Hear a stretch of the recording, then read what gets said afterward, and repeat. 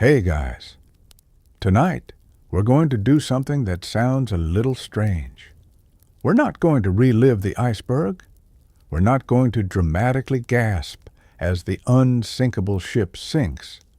Instead, we're going to pick up the story the morning after. Because the real question isn't just who survived the Titanic, it's what on earth they were supposed to do with the rest of their lives afterward.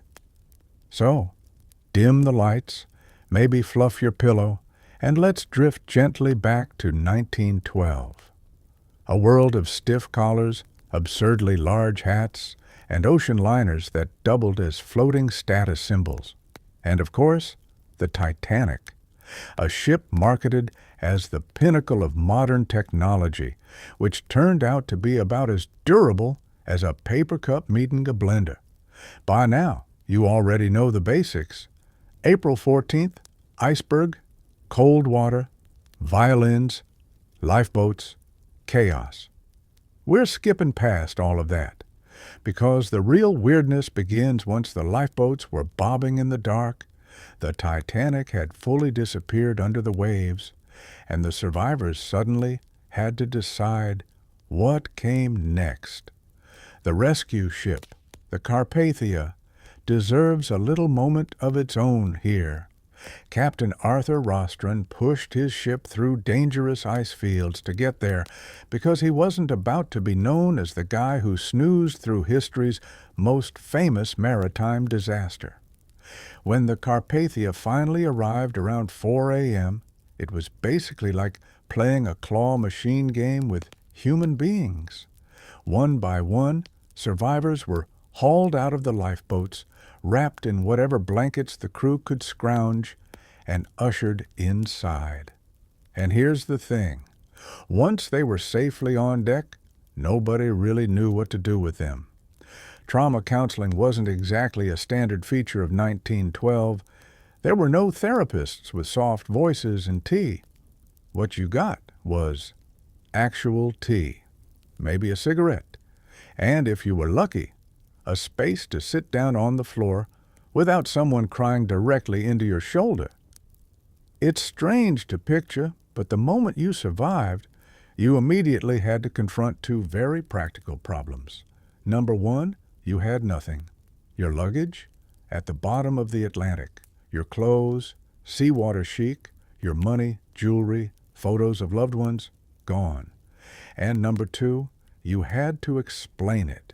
To the press, to your family, to anyone who asked, which unfortunately was pretty much everyone. Let's meet some of the survivors as they stumbled into this surreal afterlife. First up, Molly Brown, or rather, Margaret Brown. She wasn't a fan of the nickname Unsinkable Molly Brown, but history rarely cares about your preferences. Molly was a wealthy Denver socialite with a loud personality and a knack for inserting herself into situations where she felt needed. On the Carpathia, she started organizing relief efforts, handing out blankets, and even demanding that the lifeboat she was in go back for more people. After New York, Molly leaned into her new fame. She gave interviews, raised money for poor survivors, and even went on speaking tours. In the long run, surviving the Titanic turned her into an American folk heroine. Imagine being remembered more for how you behaved on a sinking ship than for your actual decades of life. That was Molly. But not everyone got the glamorous treatment. Consider J. Bruce Ismay. He was the chairman of the White Star Line, the company that owned Titanic. And yes, he survived. He got into a lifeboat, was pulled to safety, and lived to tell the tale. But his tale was not exactly well received. The press branded him a coward. Cartoons mocked him as a man hiding in women's clothing. Society basically decided he should have gone down with the ship, because nothing says good leadership like choosing death over survival. For the rest of his life, Ismay lived in a weird half-exile. He avoided public appearances was socially ostracized and carried the heavy stigma of having survived his own company's disaster. In a strange way, survival ruined him more than drowning would have. And then, of course, there were the immigrants, the steerage passengers who had saved up everything they had for a chance at a new life in America. For them, surviving meant stepping off the Carpathia into New York with nothing. No money, no family, if they had lost them in the sinking, and no support system. Charities scrambled to set up relief funds. Some churches organized food and shelter. But many survivors spent the rest of their lives in poverty, defined by a single night that had stripped them of everything but their breath. Take Margaret Devaney, a young Irish immigrant. She clutched fragments of her Titanic boarding pass as sacred relics for the rest of her life. Or Daniel Buckley, another Irish survivor who lived just a few more years before dying in World War I. The irony of surviving one catastrophe only to die in another didn't escape anyone who knew him. Now picture the scene when the Carpathia docked in New York on April 18th. Thousands of people were waiting at the pier. Journalists, families, curious onlookers. It was chaos. Survivors stepped off the ship in borrowed clothes, exhausted, half in shock, and were instantly swarmed with cameras and questions. Imagine being asked, "So, how did it feel to watch hundreds of people drown while you're still trying to figure out how you're going to get home with no shoes?" That was the reality. Survivors weren't just victims of disaster. They were immediately transformed into reluctant celebrities. Some hated it. Others, like Molly Brown, turned it into a platform. And some just disappeared quietly into obscurity, doing everything they could to never speak of it again. And so, the story begins. From the first moments on the Carpathia to the glare of New York reporters, Titanic survivors had to invent an afterlife that no one had prepared them for. Some thrived, some withered, and some lived in a limbo where they were forever that guy who made it off Titanic. And in part two, we'll drift into those stories, the lawsuits, the strange fame, and the uncomfortable mix of fortune and misfortune that followed survivors for the rest of their lives. So settle in, because this isn't just the tale of a sinking ship. It's the story of what it means to keep living afterward.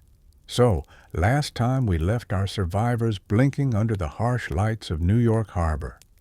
Some were being mobbed by reporters, others were shuffling quietly into the arms of family members, and a few were already calculating how much money they could sue for. And now, let's wander, slowly, calmly, through some of the most famous names that floated away from Titanic and into the strange afterlives of survival. Let's start with the unsinkable Molly Brown, though she herself would probably groan if she heard me say it. Her real name was Margaret Brown, and she didn't exactly appreciate the whole unsinkable branding, probably because it made her sound like a novelty bathtub toy. But the newspapers were merciless, and she was too busy basking in sudden fame to fight it. Molly had been traveling first class, of course. She was already rich, thanks to her husband striking it big in Colorado mining, and she was not the sort of woman to sit quietly and embroider while disaster unfolded. On Titanic, she handed out life jackets, urged women into lifeboats, and when she herself ended up floating toward the stars in one, she tried, unsuccessfully, to convince the crewmen in charge to row back for more survivors. On the Carpathia, she kept the energy going. She organized a survivors' relief committee on board because apparently nearly freezing to death wasn't enough community service for one evening. Once she reached New York She threw herself into fundraising for impoverished third-class passengers who'd lost everything. And yes, she later dined out on her Titanic fame for the rest of her life. Public lectures, interviews, even a little political activism. Honestly, if you're going to survive a disaster, you might as well get a great nickname out of it. Now, on the opposite end of the spectrum, J. Bruce Ismay. Oh, Bruce. Poor, cowardly, doomed Bruce. He was the chairman of the White Star Line, the company that built Titanic. And you'd think being fabulously rich and important might have helped his public image. But no, he made the fatal error of surviving. According to testimony, he helped load a few lifeboats and then stepped into one himself when it looked like no one else was coming forward. Which, honestly, seems practical. But the press decided it was scandalous. He became the coward of the century, lampooned in every cartoon, mocked as a man who should have gone down with his ship like a good, tragic gentleman. One newspaper headline simply sneered, "Ismay safe. Others dead," which about sums it up. For the rest of his life, Ismay kept a low profile. He avoided reporters, retired quietly, and never really lived down the stigma. Survival for him was less of a blessing and more of a social execution. Next, let's float over to the Astors. John Jacob Astor IV was, at the time, one of the richest men in America. His new wife, Madeline, was just 19 years old. He was nearly 30 years older. It was scandalous enough that society had been gossiping about it for months. But the Titanic disaster turned their honeymoon into a tragedy headline. Astor himself died in the sinking, but Madeline survived, rescued in a lifeboat. She was pregnant at the time, and a few months later she gave birth to his posthumous son. So what did survival look like for her? It looked like being 20 years old, newly widowed, with a fortune at your fingertips and a baby to raise under the microscope of high society. She eventually remarried, scandalously again, and was promptly cut off from the Astor fortune. But she did keep her Titanic survivor mystique, which probably made dinner parties more interesting than most widows could manage. Then there was Sir Cosmo Duff Gordon and his wife, Lady Lucy. Now this pair deserves a special mention because their survival came wrapped in juicy gossip. They were fabulously wealthy, very fashionable, and when they ended up in Lifeboat 1, it rode away from the sinking ship with only 12 people inside. It had room for 40. Cue the scandal. Rumors swirled that Sir Cosmo bribed the crewmen not to go back and save others, handing them money once they were on the Carpathia. He insisted it was just a thank-you tip. But the newspapers decided he was basically Scrooge McDuck, hoarding space in a lifeboat and tossing coins around while people drowned. The Duff Gordons spent years defending themselves against that image. It haunted them socially, and survival for them turned into a lifelong PR problem. If only Instagram Notes app apologies had existed in 1912. Now let's not forget the children. Some of Titanic's youngest survivors became lifelong curiosities. Take the Navratil brothers, just toddlers at the time. Their father had abducted them from their mother in France and was planning to start a new life in America. He died in the sinking, but the boys were rescued, clinging to life in a lifeboat. Since they were so young, they couldn't even tell rescuers their names. The press dubbed them the Titanic orphans. New York newspapers ran their pictures, and eventually their mother recognized them and came to collect them. The boys grew up knowing they had once been the most famous lost children in the world. Talk about a weird childhood story to beat. And of course, there were countless others. Aristocrats, newlyweds, businessmen, nannies, maids, cooks. Some tried to disappear quietly, never speaking of Titanic again. Others gave interviews every year on the anniversary, like human time capsules wheeled out for public consumption. But the pattern was clear. Survival didn't mean relief. It meant carrying the label of Titanic survivor for the rest of your life. It shaped marriages, careers, reputations, and in some cases, destroyed them.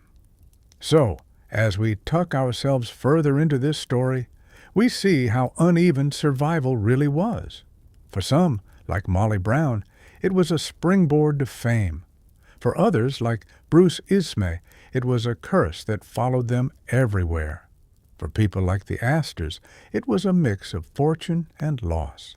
And for anonymous immigrants and children, it was simply another hurdle in lives already weighed down with hardship. In Part 3, we'll float gently into those less glamorous survivor stories, the steerage passengers, the immigrants, the quiet tragedies that history almost forgot. Because while the famous ones grabbed headlines, the real human weight of survival often sat quietly in the shadows. So, let's drift there next. By now, we've spent some time with the glamorous crowd, the Astors, the Duff Gordons, and of course, our unsinkable friend, Molly Brown. But most of Titanic's survivors weren't rich, weren't interviewed by every major newspaper, and weren't particularly interested in fame. They were just ordinary people who suddenly found themselves with a lifelong label, Titanic survivor. And, unlike the champagne drinking set, their survival stories often meant poverty, suspicion, and the long grind of starting over. Let's drift first into third-class survival. Titanic's steerage passengers were mostly immigrants, Irish, Scandinavian, Italian, Syrian, families carrying everything they owned in a trunk, hoping for a new life in America. And while first-class passengers made it into lifeboats at a rate of about 62%, third-class passengers survived at less than half that. Many of them never even made it up the decks in time. But those who did survive, their lives after Titanic weren't exactly rescued by the Carpathia. They arrived in New York with little money, often having lost family members, and were immediately funneled through the chaotic machinery of immigration at Ellis Island. Imagine, you've just floated for hours in the freezing dark. You've watched the most luxurious ship in the world vanish beneath the sea, and now some official is grilling you about your paperwork while you're still wrapped in a borrowed blanket. Comforting. Take the story of Annie Nellie Callahan, an Irish teenager. She had been traveling third class with dreams of working as a domestic servant in New York. She survived the sinking, but her fiancé, who was with her, didn't. She later married someone else in America, raised children, and lived a quiet life. But every April 15th, newspapers knocked on her door, asking her to relive the worst night of her youth. It wasn't fame in the glamorous sense. It was a kind of permanent branding. Another example, Michelle and Edmund Navratil, the so-called Titanic orphans we mentioned earlier. Their story highlights what survival meant for immigrant families. Fractured lives. Their father had taken them without permission, hoping for a fresh start. He died, they lived, and they were returned to a mother who had to explain the whole strange story to them once they grew older. For immigrant children, survival didn't end with the lifeboat. It meant being passed around by governments, charities, and sometimes strangers. Now let's move toward the Swedish and Scandinavian passengers. Titanic carried a huge number of Swedes, many of them from small farming villages. Their plan was simple: go to America, find work, send money home. Out of nearly 300 Swedish passengers, about half survived.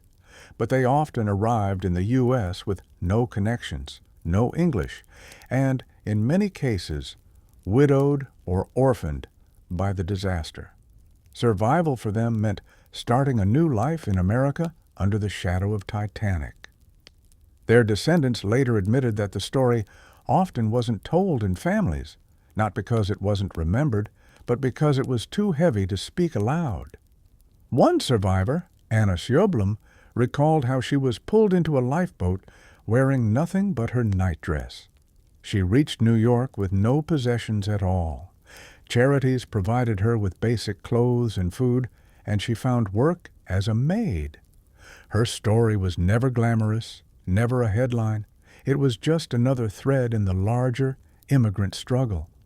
And then there's the Italian survivors. Among them was Vincenzo James Pallas, who later said he'd been treated poorly after the sinking because people saw Italians as expendable. His testimony in the U.S. Senate inquiry was brief, but you can feel the exhaustion in his words. He was alive, but barely. The immigrant survivors often faced layers of discrimination, first for being poor, then for being foreign, and sometimes even for surviving at all, when wealthier families blamed them for taking too many spots in lifeboats. Survival could be twisted into a social sin. One group we shouldn't forget, the crew members. Out of nearly 900 crew, only about 214 survived. For them, survival wasn't a ticket to fame or a tragic romance. It was unemployment. Many of them were back at sea within weeks, working on other ships because they had no safety net. Take Charles Lightoller, the second officer. He survived by clinging to an overturned collapsible lifeboat. Afterward, he testified at the inquiries and then went right back to the naval service, later fighting in World War I. On paper, his survival looked heroic, but he rarely spoke publicly about Titanic except in clipped, unemotional terms. For crewmen, survival was just part of the job. Traumatic, yes, but still a job. Other crew weren't so fortunate. Many were criticized for how the evacuation was handled. Some spent the rest of their lives answering questions about why lifeboats left half empty. For men who'd simply been following orders in chaos, survival often felt like a burden of guilt. There's another shadow we need to glide into, the psychological toll. We didn't call it PTSD in 1912. Back then it was just nerves or hysteria, or more bluntly, madness. But many survivors clearly carried trauma. They avoided water, avoided travel, avoided even speaking of Titanic. Take Eva Hart, who was 7 years old when she and her mother survived, though her father did not. She later said she never forgot the screams in the dark. Even into old age, she admitted that night never left her. Or Jack Thayer, a 17-year-old first-class passenger. He survived by clinging to an overturned lifeboat, but the experience haunted him. Decades later, after the death of his son in World War II, Jack took his own life. Survival had followed him like a shadow he couldn't escape. So when we talk about Titanic survivors, it's easy to focus on the famous names. But the real weight of survival often fell on the forgotten. Immigrants struggling to build lives, crewmen forced back into dangerous jobs, children growing up with scars no one wanted to name. For them, survival wasn't a story for lectures or books. It was a lifelong ache, a reminder that they had made it out when so many hadn't. And yet, quietly, they carried on. They married, worked, raised children. Many of their descendants only learned the Titanic connection decades later. And maybe that's the truest version of survival. not the headlines or the scandals, but the quiet decision to keep living. In Part 4, we'll drift into what happened decades later, when survivors were old, the world had moved on, and Titanic turned from a personal memory into a cultural legend. How did they handle suddenly becoming celebrities again in the 1950s, 60s, and beyond, when documentaries and films dragged their stories back into the light? We'll float there next. By the time the 1930s rolled around, Titanic was already fading into that hazy category of things old people talk about. Airplanes were crossing oceans now, radios buzzed with news every morning, and the Great Depression kept everyone far too busy worrying about survival in the present to obsess over a ship that had gone down 20 years earlier. For survivors, this lull was almost welcome. For 2 decades after 1912, reporters had chased them, memorial committees had asked them to speak, and strangers had treated them like living museum exhibits. But in the interwar years, the world finally seemed to move on. And yet, just when they thought Titanic had sunk for good in the cultural imagination, it began resurfacing. Again and again and again. Let's begin with the 1930s and 40s. During this era, Titanic was mostly remembered in films and novels, some accurate, some, let's say, loosely inspired. Hollywood couldn't resist a good sinking scene, even if survivors themselves often hated these dramatizations. Take Madeline Astor, widow of John Jacob Astor IV. For decades, she lived a quiet life, remarried, and did her best to avoid Titanic associations.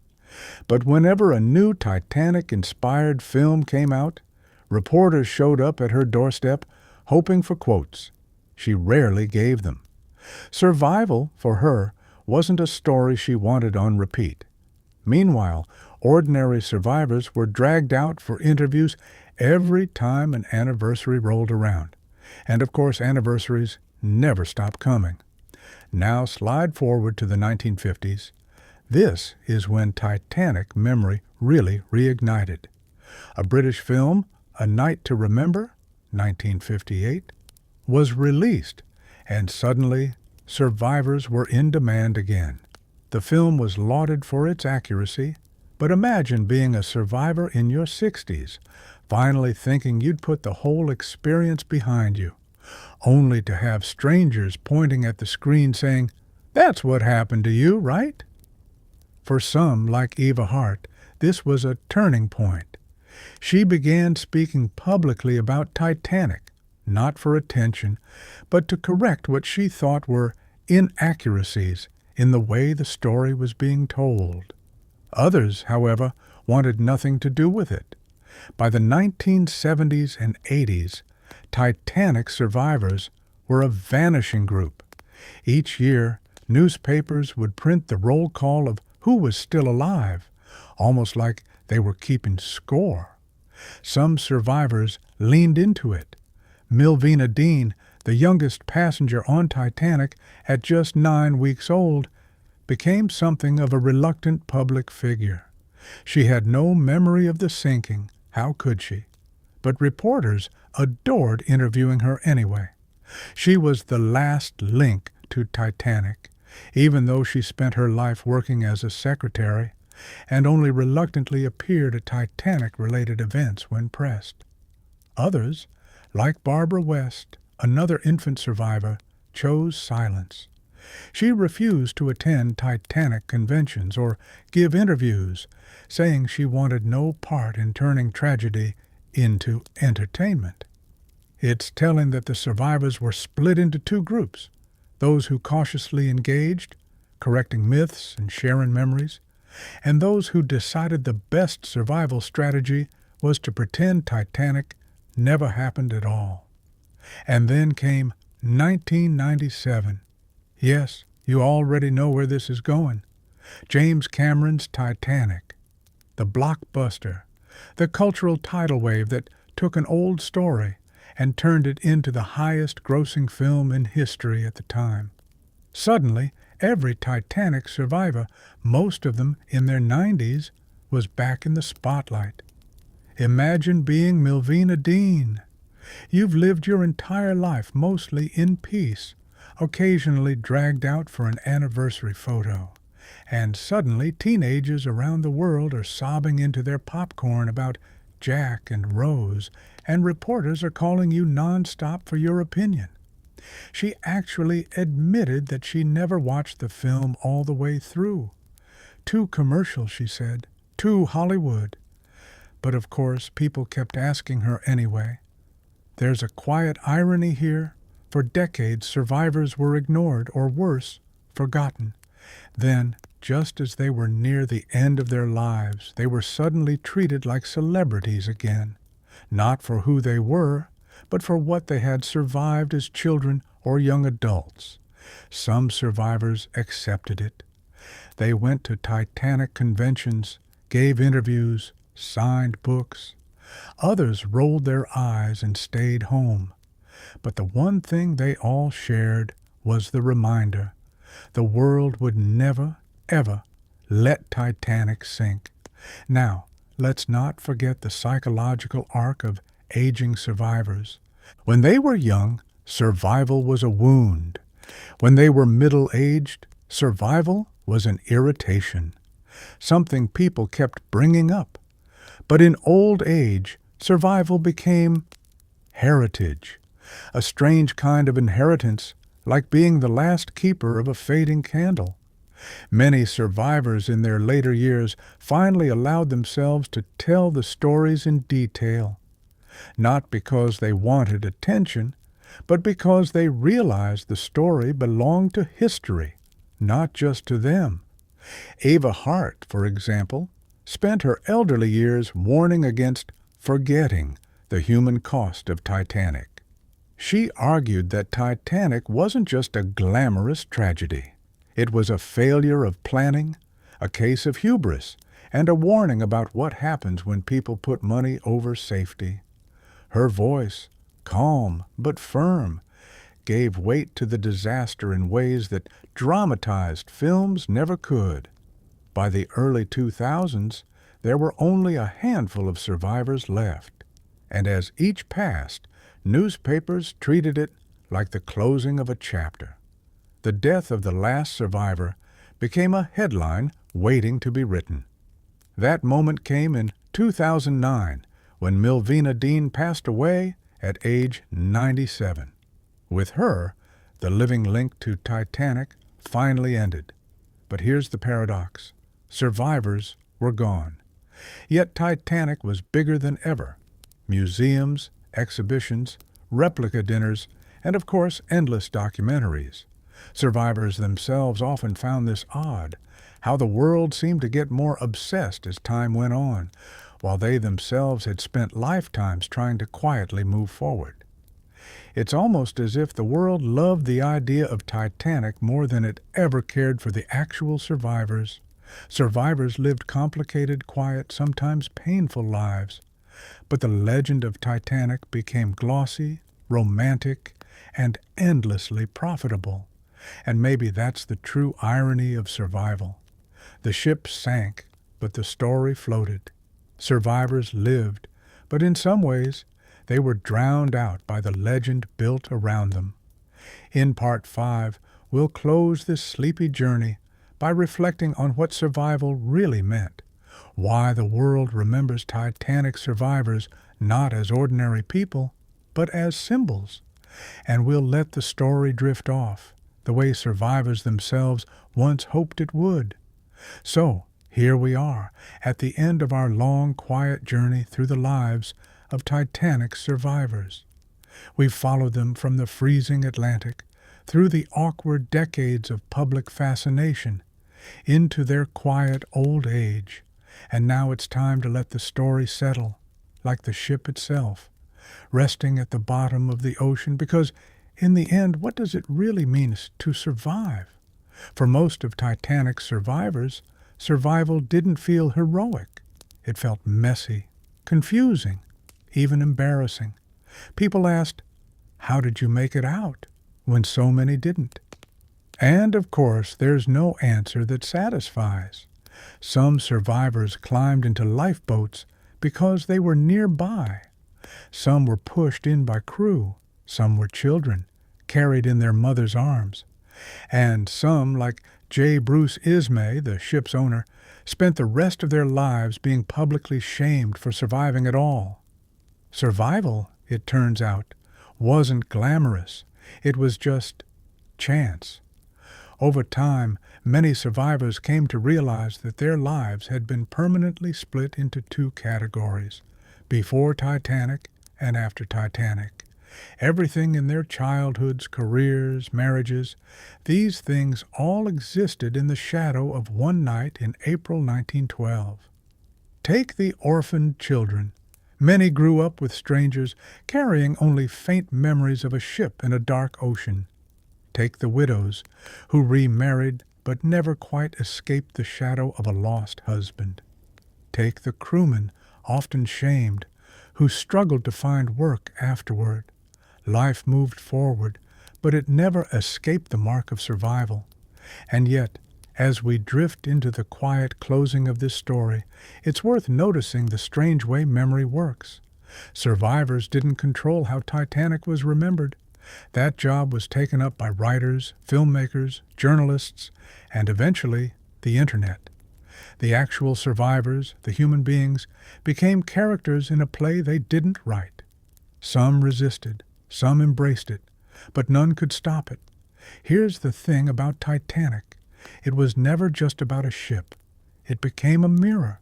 People looked at it and saw their own fears. Technology failing, wealth failing, safety being an illusion. They saw human arrogance, human mistakes, and human grief. And survivors, whether they liked it or not, were walking proof that the disaster was real. By the time the last survivor, Milvina Dean, passed in 2009, the survivors themselves had turned into symbols, not people with favorite songs or grocery lists or bad habits, just symbols of the last living connection, which, in a way, erases them all over again. But if we pull back and listen carefully, maybe we can still hear the quieter truth. That the survivors lived long, ordinary lives. They raised families, they worked desk jobs, they baked bread, they paid bills, they worried about rent. Yes, Titanic was a shadow, but it wasn't the whole story. They weren't just survivors. They were human beings. And maybe that's the most important note to end on. Because history has a way of flattening people into roles. Hero, coward, orphan, widow. But real survival is messier. It's people stumbling forward, year after year, carrying memories they didn't ask for. So, what happened to Titanic's survivors after the sinking? They lived. Not perfectly, not neatly, not always happily. But they lived. And in the quiet details of their ordinary lives, they remind us that history is never just the big events, it's the long, slow aftermath. And now, as we let this story close, imagine the ocean itself, calm, endless, dark. Somewhere below, Titanic still rests. The ship is silent. The survivors are gone. But the memory floats on, gently, like a lifeboat drifting in the night. So dim the lights. Take a breath. Let the story fade. Because this is where we stop rowing. Good night.